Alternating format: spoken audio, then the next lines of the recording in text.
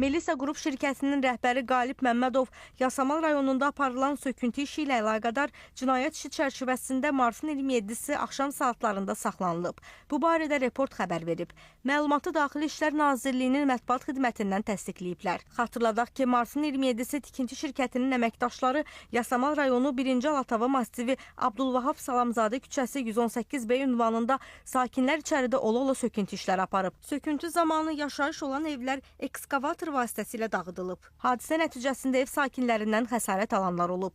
Dövlət Şəhər Salma və Arxitektura Komitəsinin yaydığı məlumata görə söküntü işləri müvafiq icazə olmadan aparılıb. Aparılan işlər vətəndaşlarla tam razılıq əldə edilmədən və mövcud qanunvericiliyin tələblərinə zidd aparıldığı üçün baş idarə tərəfindən aidiyyəti qurumlarla birlikdə dayandırılıb və aklaşdırılıb.